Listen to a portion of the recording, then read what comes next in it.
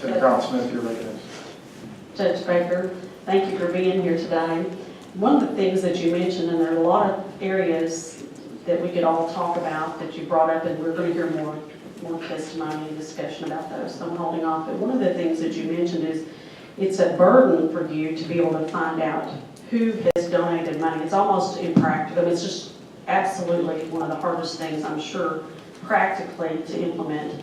We as legislators have an ethics rule that says that we are responsible if someone that we go to eat with works for a firm or is paid by a company that maybe lobbies. We don't know who does and does not lobby most of the time. We know those that are here every day. We can't know what company's employee that we may meet with.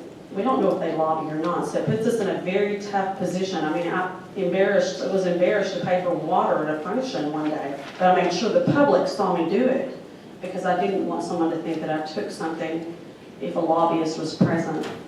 So I think we put you as judges in a bind, and I think that that is one of the things that you brought up that we do have to address as well. It's very difficult for us. I can't imagine what it's like for you to not know who has donated to your campaign.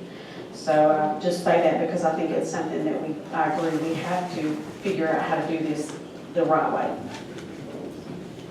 All right. Well, I know more now than I used to because it's been the subject of newspaper articles. But nonetheless, I do think that despite I understand the skepticism of it, I think most judges do try to abide by the spirit of those rules and to as much as possible not know who is contributing to their campaign. And so you have that on the one hand and the duty to recuse on the other. And does that need to be addressed by court rule? And maybe it does. And maybe that needs to be part of the discussion as well. All right. If you don't have any further questions, so Justice Baker, thank you so much again for your willingness to come, and appreciate your comments and insight. Thank you very much. All right. To the committee. We now have Representative Tucker and